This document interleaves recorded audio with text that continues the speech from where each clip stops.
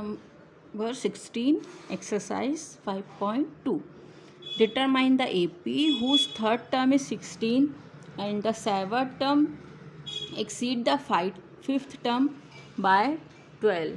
अब हमको यहाँ पे क्वेश्चन में गिवन है थर्ड टर्म इक्वल टू 16, तो a plus 3 minus 1 d equal to 16, a plus 2d equal to 16. ये एक रिलेशन मिल गया अब हमको कह रहे हैं कि सेवन्थ टर्म और फिफ्थ टर्म का डिफरेंस कितना है 12. तो इससे हमको मिल जाएगा a plus 7 minus 1d minus a plus 5 minus 1d equal to 12. Bracket open करेंगे a plus 6d minus a minus 4d equal to 12. 6 minus 4, 2d equal to 12. This implies d equal to 6. Now put d equal to 6 in equation 1.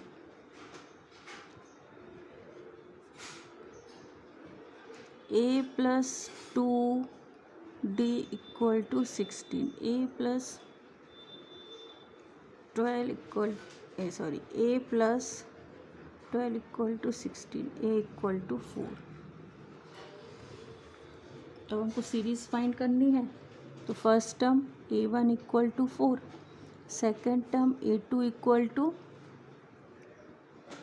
a1 plus d 4 plus 6 10, third term a2 plus d 10 plus 6 16, a4 equal to a3 plus d 16 plus 6 equal to 22. Therefore our list of number is 4 10 16 22 and so on. Question number 17. Find the 20th term from the last term of the AP 3 8 13 253. तो अब हमारे पास यहाँ पे हमको क्या करना है, last से 20th टर्म फाइंड करना है. तो हम रिवर्स कर देंगे सीरीज़ और हम क्या करेंगे, फिर रिवर्स करने के बाद हम शुरू से मतलब स्टार्टिंग से 20th टर्म फाइंड करेंगे, तो हमारा आंसर हमको मिल जाएगा. On reversing the given AP, तो अब हमारे पास लास्ट टर्म दी है 253 और सेकेंड लास्ट टर्म नहीं गिवन है. तो अभी हम उसको कैसे फाइंड करना है बताते हैं. लास्ट टर्म मिल गया 1383. तो हमको यहाँ पे डिफरेंस कितना दिख रहा है, कॉमन डिफरेंस कितने का दिख रहा है, 5 का ना.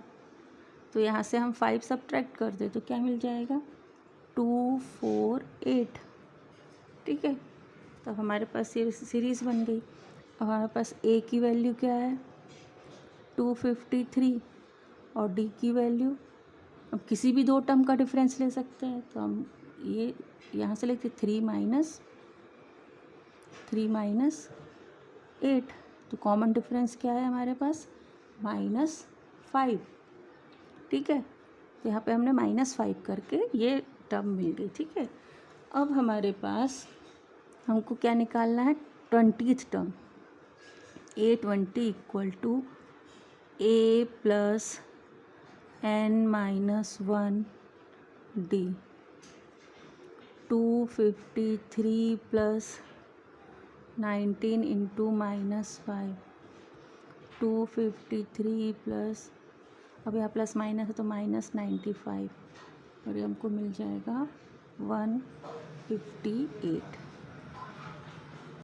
Question number 18. The sum of the fourth and eighth term of an AP is 24 and the sum of the sixth and 10th term is 44. Find the first three terms of the AP. तो हमारे पास यहाँ पर given है sum of fourth and eighth term is 24. इससे मिल जाएगा a plus 4 minus 1d plus a plus 8 minus 1d equal to 24. a plus 3d plus a plus 7d equal to 24, 2a plus 10d equal to 24 और a plus 5d equal to 12। ये हमारा होगा first equation. अब हमको इसके बाद second condition कह रहे हैं कि 6 टर्म एंड 10 टर्म का sum of 6 and 10 term is 44।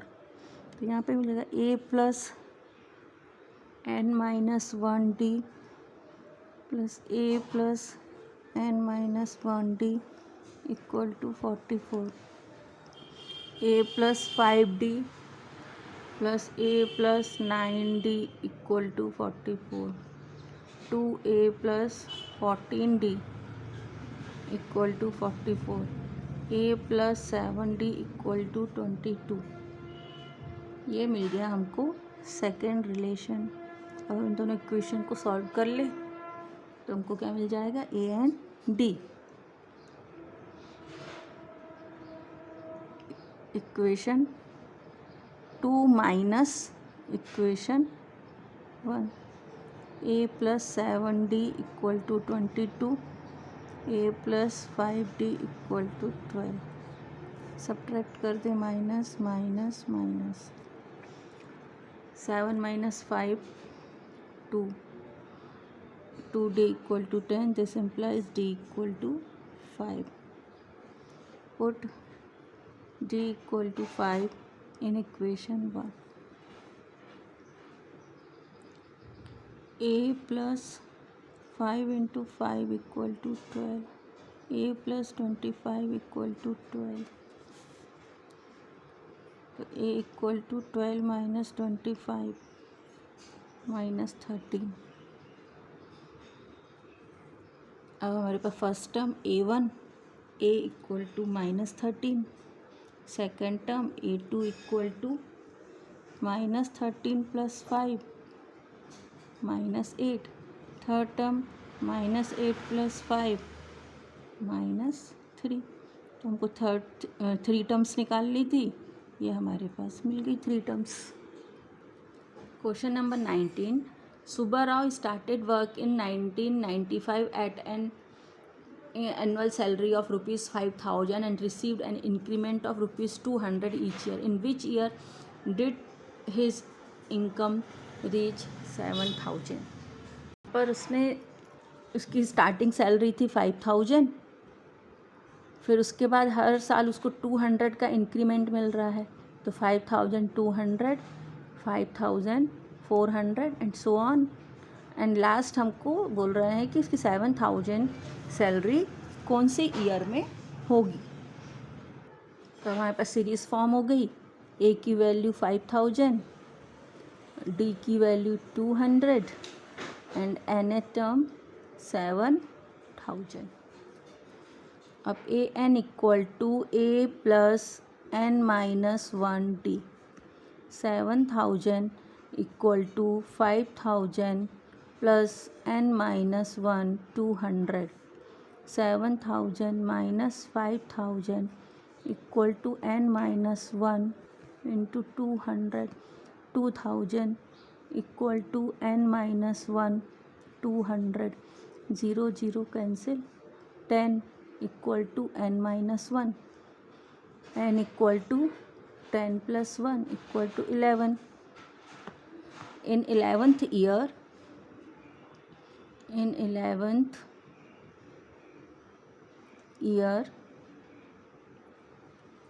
her salary will be 7,000.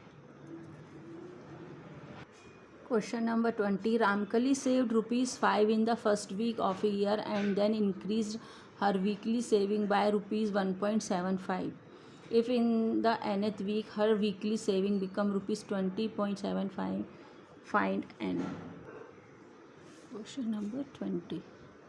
तो अब उसकी स्टार्टिंग की सेविंग है रुपीज़ 5, तो इसलिए ए की वैल्यू क्या होगी, रुपीज़ 5, और वो हर वीक में सेविंग इंक्रीज़ कर रही है बाय 1.75, तो इसलिए कॉमन डिफरेंस डी हो जाएगा rupees 1.75।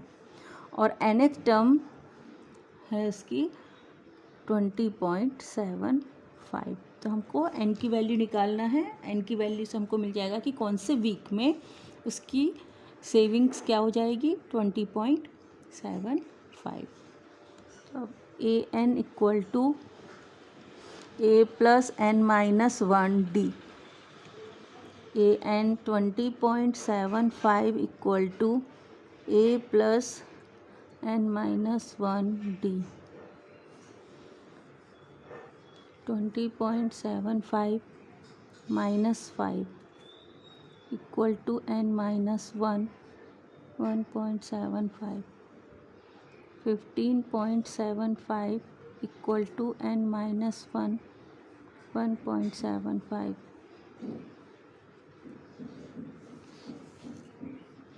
15.75 equal to 1.75 n minus 1.75। तो ये यहाँ पे शिफ्ट कर दे। 15.75 plus 1.75 equal to 1.75 n।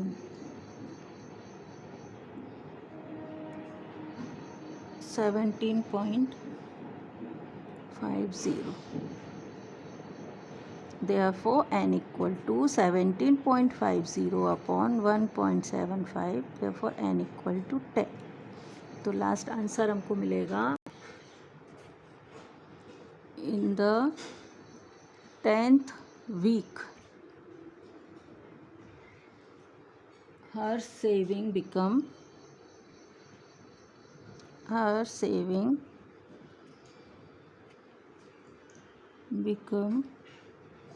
rupees 20.75।